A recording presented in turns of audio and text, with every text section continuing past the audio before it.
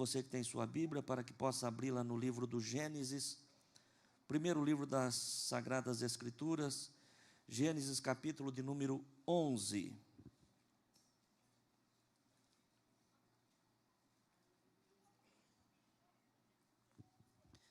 Gênesis capítulo 11, nós vamos fazer a leitura a partir do versículo 1.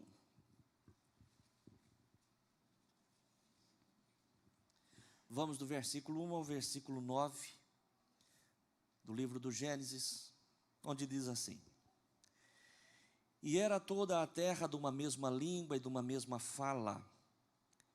E aconteceu que, partindo eles do Oriente, acharam um vale na terra de Sinar e habitaram ali. E disseram uns aos outros: Eia, façamos tijolos e queimemo-los bem. E foi-lhes o tijolo por pedra e o betume por cal.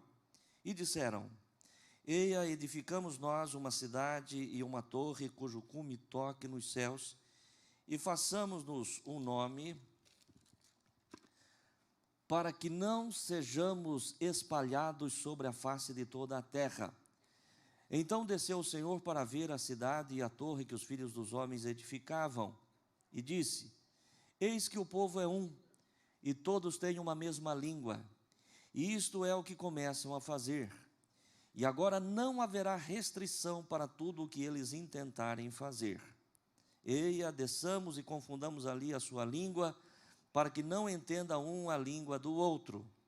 Assim o Senhor os espalhou dali sobre a face de toda a terra, e cessaram de edificar a cidade. Por isso se chamou o seu nome Babel, porquanto ali confundiu o Senhor a língua de toda a terra, e dali os espalhou o Senhor sobre a face de toda a terra. Amém. Você fecha a tua Bíblia agora. Eu gostaria que toda a tua atenção tivesse voltada aqui para o altar. Eu tenho uma palavra da parte de Deus para compartilhar com a igreja, uma palavra que o Senhor tem para todos nós nesta noite. E eu posso dizer, queridos irmãos, que é uma palavra relativamente simples, Os irmãos, ao ouvirem a mensagem, certamente perceberão, que não há nenhuma revelação profunda, não há nada do que você de repente já não saiba, do que você já tenha ouvido. Mas eu posso dizer, irmãos, que esta palavra, embora seja uma palavra simples, para o nosso entendimento, para a nossa compreensão, mas é uma palavra poderosa, na medida em que nós ouvimos, na medida em que nós compreendemos e à medida em que nós aplicamos na nossa vida esta palavra. Amém, irmãos? Amém? Então você percebe que, ao mesmo tempo que esta palavra é simples, eu posso dizer que ela também é revolucionária, se nós entendermos e se nós vivermos, se nós aplicarmos a palavra. Até porque todos nós já aprendemos, já sabemos, conforme diz o apóstolo Tiago, que nós não podemos ser apenas ouvintes, mas uma vez tendo ouvido e uma vez tendo entendido a palavra, nós precisamos ser praticantes. Amém, irmãos? É isso que faz a diferença na vida de uma pessoa.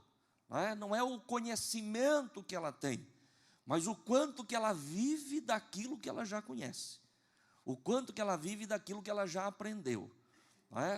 Tem pessoas, por exemplo, que estão na igreja há 20, 30, 40, 50 anos. Ou seja, ao longo da sua caminhada você já ouviu muito, você já aprendeu bastante, você tem uma bagagem grande. Outros estão começando, outros estão dando os primeiros passos, ou seja, um conhecimento ainda muito menor. Mas a questão aqui não é o tanto que nós conhecemos, a questão aqui é o tanto que nós vivemos daquilo que já conhecemos. Amém, igreja? A palavra do Senhor diz: a quem muito é dado, muito será exigido, muito será cobrado. Então a mim, pelos anos que eu tenho, como crente em Jesus, pelos anos que eu tenho como pastor, pesa sobre meus ombros a responsabilidade de viver muito mais intensamente aquilo que eu já aprendi, aquilo que eu conheço e aquilo que eu transmito, aquilo que eu ensino, do que os irmãos, especialmente aqueles que estão dando os primeiros passos. Amém, igreja? Então, se você prestar atenção, não só nesta mensagem, eu estou falando desta mensagem porque ela é a mensagem de hoje, mas é toda a mensagem que nós ouvimos.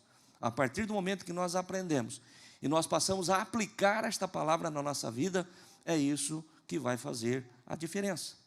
Caso contrário, é um conhecimento infrutífero, é um conhecimento que não nos leva a lugar nenhum, se não houver uma aplicação disso na nossa vida. A respeito da mensagem de hoje, o Senhor me deu um tema para esta mensagem. Qual é o tema? O tema da nossa mensagem hoje é o poder da unidade. Eu quero passar para os irmãos na direção do Espírito Santo o quanto que a unidade ela é importante, e o quanto que a unidade, quando vivida e praticada plenamente, nos leva a conquistas, nos leva a vitórias que Deus, o Senhor, tem preparado para nós. Muitas vezes, irmãos, falta entendimento, falta compreensão, a algumas pessoas, às vezes, que imagina porque Deus prometeu, as coisas vão simplesmente acontecer e cair no nosso colo. E isso não é verdade. Deus tem promessas, mas as promessas do Senhor têm que ser conquistadas. Amém, irmãos? O Senhor disse a Abraão, quando Abraão ainda peregrinava pelas terras de Canaã: eu darei toda esta terra em possessão perpétua à sua descendência. Era uma promessa da parte de Deus, uma promessa que jamais deixaria de ser cumprida. No entanto, nós todos sabemos, aqueles que conhecem a palavra sabem disso, que no tempo determinado por Deus, os hebreus, Israel, saindo da escravidão do Egito, tiveram que vir para Canaã, a terra que Deus havia prometido, e eles tiveram que conquistar a terra. Amém, igreja? Então, tudo aquilo que Deus prometeu para mim e para você, todas as bênçãos que o Senhor tem reservada para nós, elas necessitam de serem conquistadas. E aqui está uma chave, irmãos, conforme o pastor já disse, que pode revolucionar a nossa vida, em muitas áreas da nossa vida, para alcançarmos aquilo que o Senhor já tem prometido para nós. Veja bem, nós lemos aqui um texto, Gênesis capítulo 11, a partir do verso 1 até o verso 9, mas eu quero aqui voltar um pouco mais atrás. Nós sabemos, irmãos, que o plano de Deus, o propósito de Deus ao ter criado o homem, depois de ter feito a terra, e enfim, todas as coisas, Deus disse para o homem: sede fecundo, multiplicai-vos e enchei a terra. Deus criou apenas um casal, e através daquele casal, Deus queria que toda a terra fosse povoada. Mas infelizmente, irmãos, o pecado entrou na vida do homem. Nós percebemos ali já a partir do Éden, a queda do primeiro casal, a queda de Adão e Eva. Um pouco mais adiante, já agora fora do Éden, nós vamos ver o primeiro homicídio acontecer. Caim mata seu irmão Abel. E o pecado, ele vai crescendo, ele vai aumentando, ele vai tomando conta, os homens vão se multiplicando sobre a terra, mas a palavra de Deus diz que chega a um ponto, chega a um tempo, em que o pecado, em que a corrupção, em que a violência havia tomado conta da terra, da humanidade, de tal maneira que não restou a Deus outra opção senão destruir a terra. A palavra de Deus, de forma explícita, ela diz que o Senhor se arrependeu de ter feito o homem. Olha que coisa triste, irmãos, preste atenção. O único ser criado à imagem e semelhança de Deus fomos nós, o único. Nenhum outro ser foi criado à sua imagem e à sua semelhança. Porém, de nenhum outro ser, o texto sagrado diz que o Senhor se arrependeu de ter feito.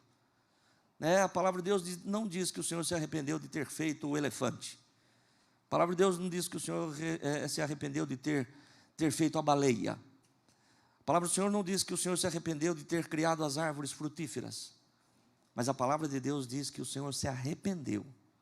Por quê, irmãos? Porque a maldade do coração do homem, o pecado da raça humana, chegou a um ponto insuportável aos olhos do Senhor, não lhe restando outra alternativa, senão, de fato, destruir a terra. E Deus resolve destruir a terra com as águas do dilúvio.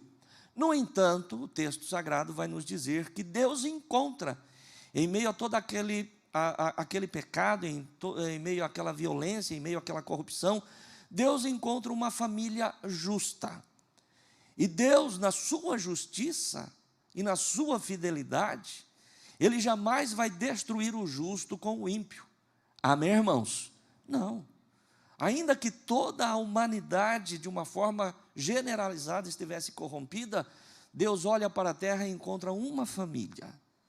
Noé, com a sua esposa, com os seus filhos e a esposa dos seus filhos. Eram 3 filhos com as suas mulheres, portanto, ao todo, 8 pessoas. E Deus chama Noé, e Deus fala com Noé, e Deus faz uma aliança com Noé. Deus faz um pacto com Noé. Deus diz a Noé que ele destruiria a terra pelas águas do dilúvio, mas que Noé deveria fazer uma arca, uma embarcação. Deus lhe dá o modelo, Deus lhe dá a forma, as medidas, enfim, tudo o que se relacionava com aquela arca, para que Noé fosse construindo aquela arca, e ao tempo que ele fosse construindo, ele fosse pregando, o juízo de Deus que viria sobre a terra, porque Deus ainda assim desejava que houvesse arrependimento no coração daquelas pessoas, e que ainda algumas outras pessoas, além de Noé e sua família, pudessem ser salvas. A palavra de Deus vai nos dizer que por 100 anos aproximadamente, Noé, construindo aquela arca, ele vai pregando a palavra de Deus. E quando chega no tempo determinado, apenas Noé e sua família realmente estão aptos para entrar para dentro daquela arca, mais os animais que Deus havia enviado para a arca, e o Senhor fecha a arca, e a palavra de Deus diz que por 40 dias e 40 noites, o Senhor faz chover sobre a terra, águas que vêm de cima, águas que vêm das profundezas, e a palavra de Deus diz que 40 dias e 40 noites, toda a terra está submersa, e tudo aquilo que havia fôlego tinha expirado, tinha morrido. Apenas Noé e sua família foram guardados, foram preservados dentro daquela arca. O texto sagrado nos faz saber, queridos irmãos, de que depois dos 40 dias em que o Senhor fecha os céus, em que não há mais a chuva, não há mais o dilúvio, leva cerca de aproximadamente 1 ano, até que Noé e sua família e os animais que estavam na arca pudessem sair dali e voltar outra vez à terra seca. 1 ano, aproximadamente, Noé com a sua família ficam dentro daquela arca. Passado este tempo, irmãos, a palavra de Deus diz que eles retomam as suas vidas, dentro daquilo que era o plano de Deus e o propósito de Deus, que os homens, os seres humanos fossem fecundos, que eles se multiplicassem e que eles povoassem a terra. Mas você percebe, olhando para a palavra de Deus, como o pecado está enraizado dentro do coração humano. Sabe, irmãos, é coisa assim absurda, porque nós poderíamos de repente pensar o seguinte: agora as coisas vão dar certo. Por que as coisas vão dar certo? Porque toda uma geração corrompida foi morta, foi exterminada.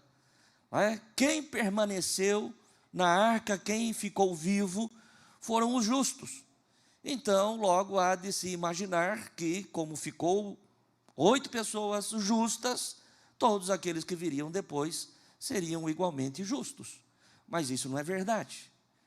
Olhando para dentro da Bíblia Sagrada, nós vamos perceber, queridos irmãos, que após a 3ª geração de Noé, Noé tinha 3 filhos, um desses filhos de Noé chamava-se Cã, filho de Cã, neto de Noé, chamava-se Cuxi, e agora a 3ª geração depois de Noé, filho de Cuxi, portanto, bisneto de Noé, chamava-se Nimrod.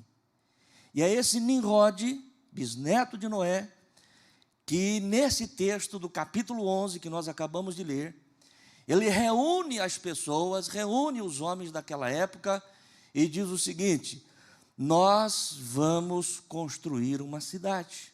Eu gostaria que colocasse para nós Gênesis 11, versículo 4, para que os irmãos possam entender claramente. Olha aqui, veja bem, isso aqui é palavras de Nimrod, que estava liderando o povo daquela época, que já havia crescido, havia se multiplicado.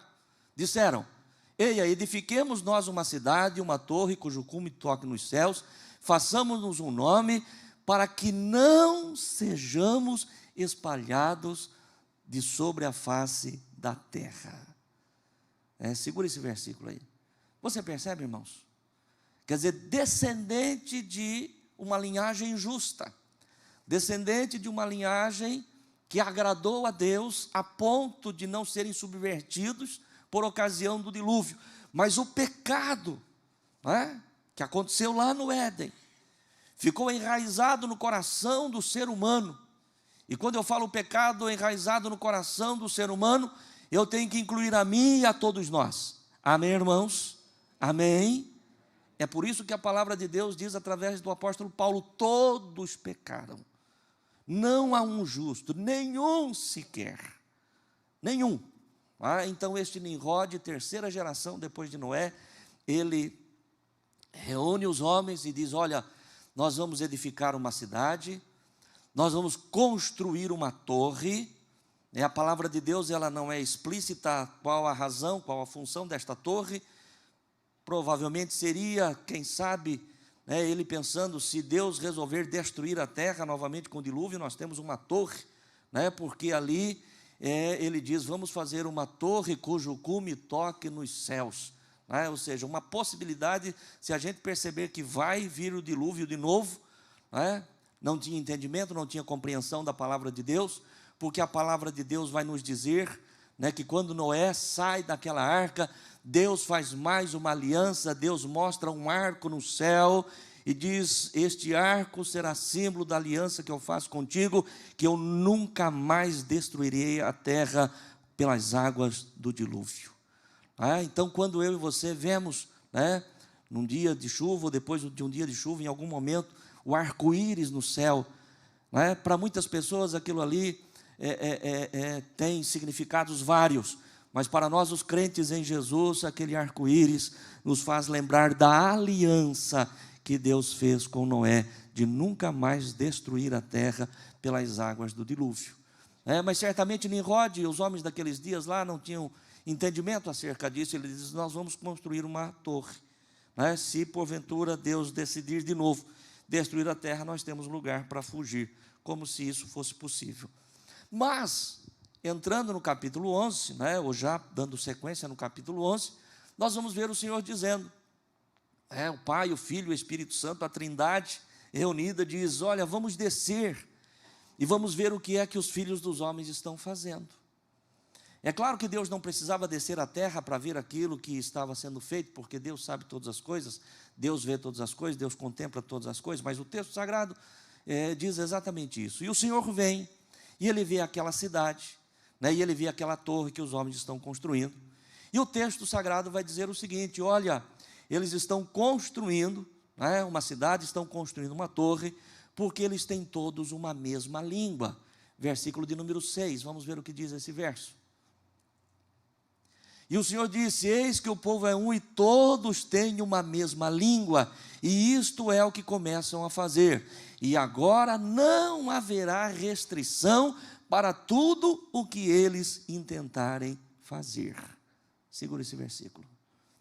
Então Deus olha e Deus vê aquilo, e Deus diz: olha o que eles estão fazendo.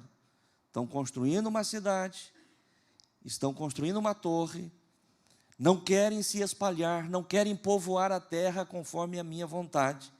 E eles estão fazendo isso porque eles têm todos uma mesma língua. E porque todos falam uma mesma língua, todos falam de uma mesma forma, não haverá restrição para tudo aquilo que eles intentarem fazer.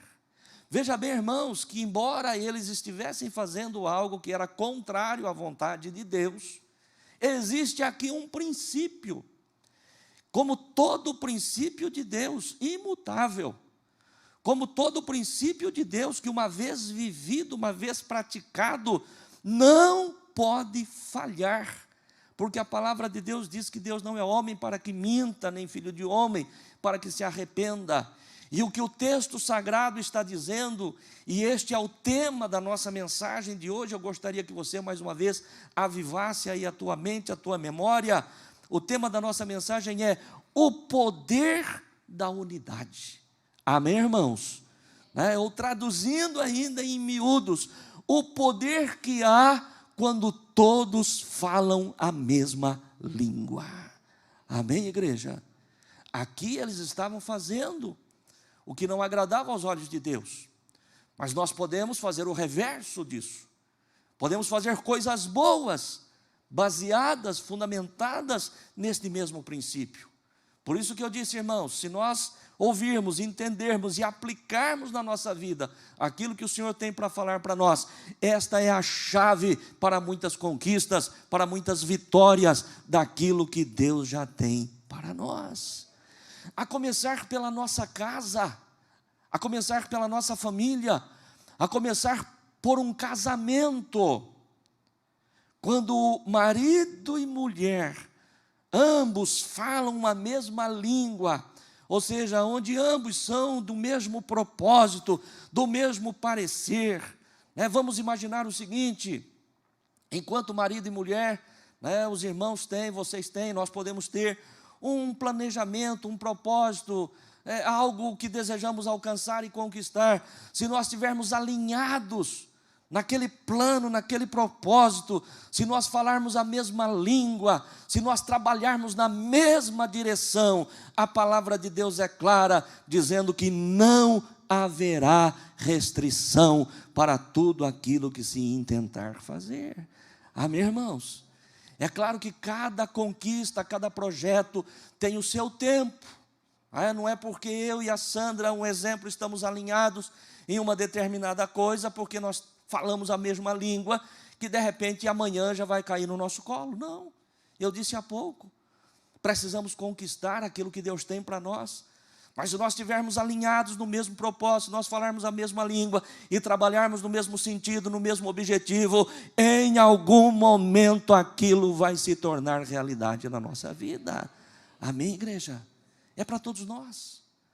A família, não só marido e mulher, mas os pais, os filhos, diante de um propósito, se falarem a mesma língua, se alinharem os projetos, se trabalharem todos em favor de uma mesma causa, da mesma forma, com a mesma intensidade, isso vai acontecer, porque quando todos falam uma mesma língua, não há restrição.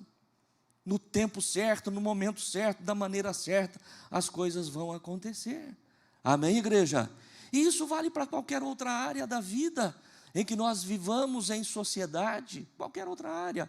Numa empresa não é diferente, onde a direção da empresa, com os colaboradores da empresa, os intermediários, enfim, todos aqueles que estão envolvidos naquele processo ou naquele projeto, tiverem a mesma visão, falarem a mesma língua, trabalharem no mesmo sentido, na mesma direção, as coisas só tendem a ir bem.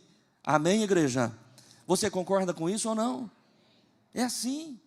É assim na nossa casa, no nosso casamento, na nossa família, é assim na empresa, é assim na igreja. A igreja não é diferente. Sempre que o Senhor me traz uma palavra como esta, para eu compartilhar com os irmãos, me vem ao coração a nossa própria história, a história desta igreja. Eu me lembro, nós estamos aqui há 25 anos. 25 anos atrás nós chegávamos em Botucatu, praticamente desconhecidos de todos. Ninguém, absolutamente ninguém, senão apenas a família da Sandra, é que nos conhecia aqui na cidade.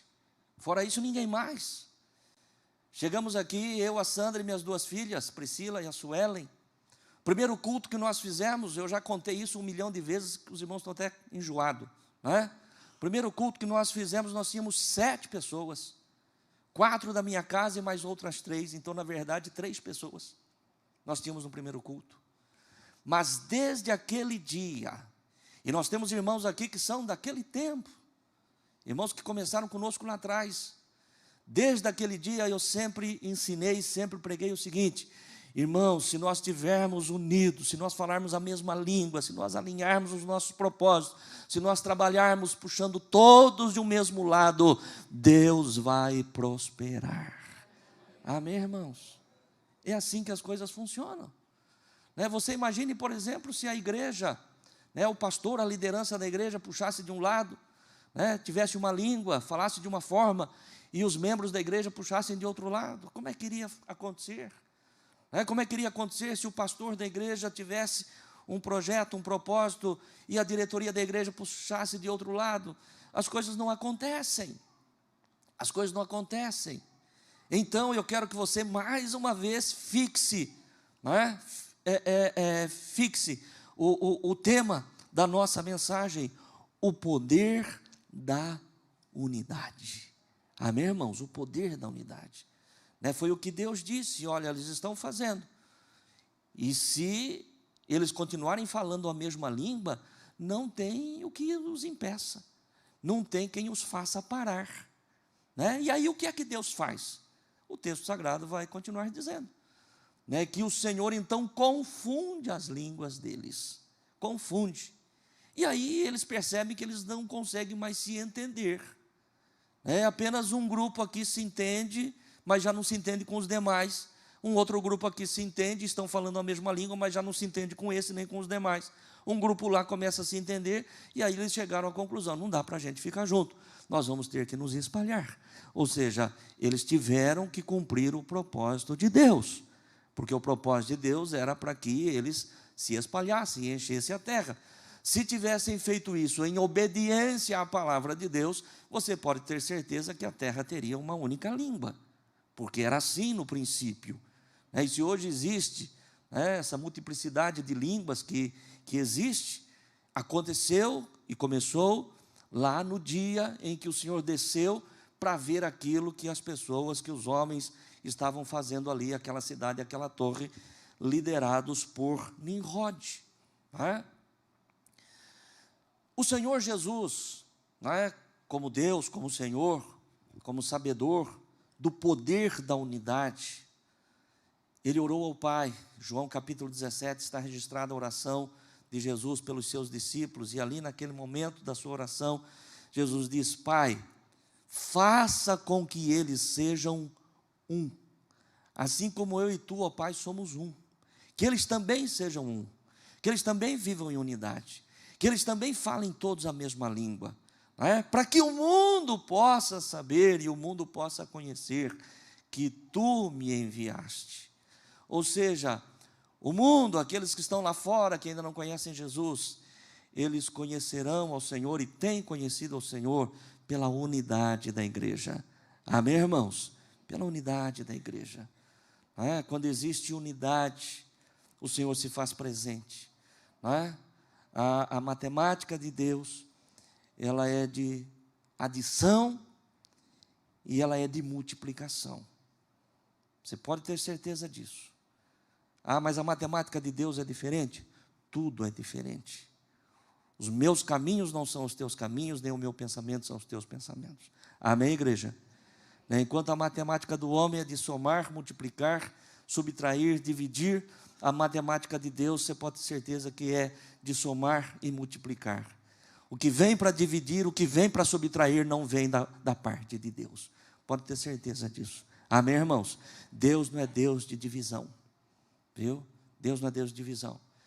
Então, se essa palavra de alguma forma está falando com alguém aqui nesta noite, comece a olhar para a tua própria vida, a partir de você, porque infelizmente, irmãos, infelizmente, nós seres humanos, às vezes temos o mau hábito de achar que, poxa, ainda bem que fulano está aqui, porque Deus tinha que falar com ele. Ou exatamente o contrário, que pena que fulano não está aqui, ele que precisava ouvir, ela que precisava ouvir. Você sabe quem é que precisa ouvir essa palavra, irmãos? Nós que estamos aqui. Amém? Porque Deus não teria preparado essa palavra para quem não está aqui. Então, quem precisa ouvir sou eu, quem precisa ouvir é você, quem precisa ouvir somos nós.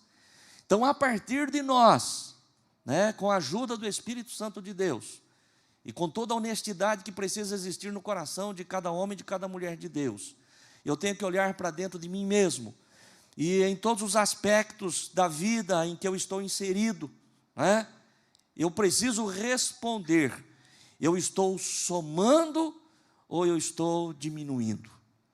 Eu estou multiplicando ou eu estou dividindo? Qual tem sido a minha postura no meu casamento? Qual tem sido a minha postura na minha família? Qual tem sido a minha postura no meio em que eu estou inserido? Qual tem sido a minha postura enquanto pastor da igreja? Eu estou aqui para agregar, estou aqui para somar, ou estou aqui para dividir, para criar confusão no meio do rebanho, no meio dos irmãos? Amém, igreja? Qual é a tua postura lá no teu ambiente de trabalho? Você tem sido alguém que está agregando, você tem sido alguém que está somando, você está multiplicando dentro da tua empresa, ou você tem sido motivo, né, de contenda, você tem sido motivo de divisão, né, você tem sido motivo de subtração, né? Precisamos pensar nisso, irmãos. Amém, igreja? Precisamos pensar nisso. Eu sempre gosto de usar, é um termo até bastante simplório, mas que nos faz entender de uma forma muito clara.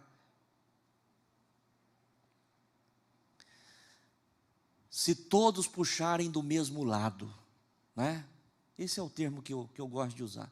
Se a gente puxar do mesmo lado, irmãos, a coisa fica fácil. Agora, se um puxar de um lado, outro puxar do outro, vai chegar aonde, irmãos? Lugar nenhum. Não é verdade? Eu puxo para lá, o outro puxa para cá, puxa para lá, puxa para cá, né? Fica ali aquele braço de ferro ali, aquela coisa ali, que não chega a lugar nenhum. Não. Vamos sentar, vamos conversar, vamos chegar naquilo que é bom para a nossa casa, para a nossa família, para a igreja, para o trabalho, para isso, para aquilo. Chegamos num denominador comum, né? Isso não significa que necessariamente nós temos que pensar iguais, que é difícil, talvez impossível, que todos pensem exatamente igual, mas é preciso que, uma vez tendo chegado em um consenso, é que nós trabalhemos para isso. Amém, igreja? Trabalhemos para isso. O Senhor Jesus orou pela unidade. Mas eu sempre gosto de pensar também, queridos irmãos, que Satanás, ele é tão astuto, ele é tão ardiloso, que ele conhece também os princípios divinos. Aqui nós estamos citando um princípio, existem tantos outros princípios que nós temos que observar, é muito importante. E alinhar os princípios também, isso é muito importante. Não é esse o nosso assunto, mas só para que os irmãos possam entender. Existem muitos outros princípios.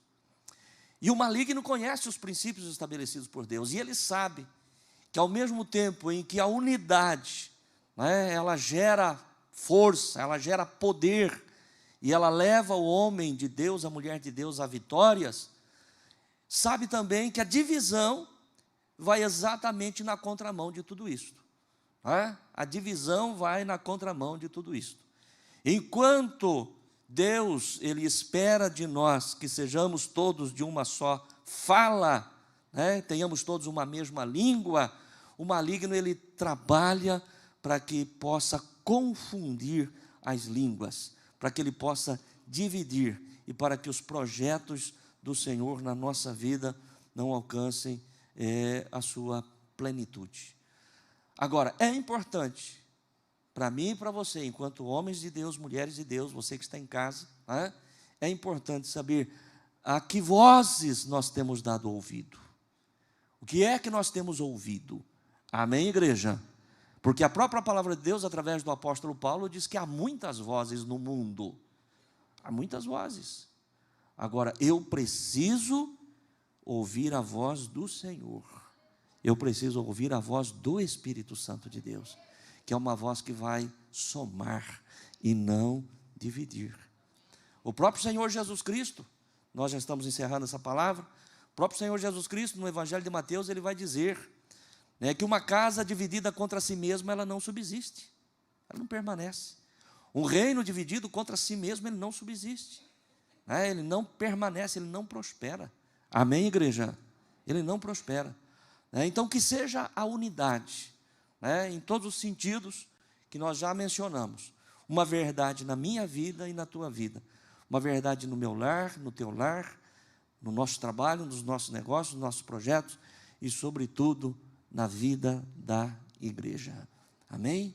Sobretudo na vida da igreja. E eu disse há pouco, irmãos, que talvez seja quase que impossível, né, haver um alinhamento de pensamento onde todos pensem iguais. Não é assim, né? Até porque, se existe uma coisa, irmãos, entre tantas outras, né, mas que mexe assim muito comigo, irmãos, quando eu penso na grandeza de Deus, é como Deus gosta da diversidade. Como Deus gosta.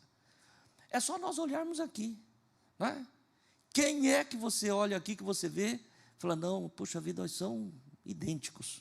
Não existe, não tem ninguém um parecido com o outro, né? Somos em mais de 7 bilhões de seres humanos na Terra, e você percebe que cada um tem uma característica diferente. Deus gosta disso. Deus gosta da diversidade. Mas a diversidade não é uma quebra de unidade. Amém, igreja? A diversidade não é uma quebra de unidade. A palavra de Deus, através do apóstolo Paulo, ele compara a igreja, e não só Paulo vai dizer isso, mas outros também, e o próprio Senhor Jesus, que a igreja é o corpo de Cristo. E Paulo faz uma comparação realmente com o nosso corpo físico. E quando nós pensamos no nosso corpo físico, muitos são os nossos membros, e cada membro tem a sua característica própria, o seu formato próprio e a sua função própria. Além dos nossos membros, tem os nossos órgãos internos, que cada um também tem o seu formato próprio e a sua função própria. Mas não é porque o corpo tem muitos membros e muitos órgãos, cada um com as suas funções e com as suas características, que são vários corpos. Existe um único corpo. Amém, igreja? Com muitos membros, com formas diferentes, para propósitos diferentes, mas dentro de uma unidade. Isso é a igreja, o corpo de Cristo. Enquanto membros, somos diferentes. Enquanto corpo, somos iguais. Amém? Enquanto membros, temos a nossa função. Enquanto corpo, trabalhamos juntos para o bem do corpo. E neste corpo, a cabeça é Cristo. Amém, irmãos? E é maravilhoso porque você nunca viu uma cabeça desligada do corpo. E nem um corpo desligado da cabeça. E que sobrevive. Ah, não, nós não concordamos com a cabeça, então a cabeça vai para um lado, o corpo vai para o outro. Não dá. Amém? Não dá. A cabeça é Cristo, nós somos o corpo, somos seus membros, e vivemos com Ele, através do Espírito Santo, em unidade.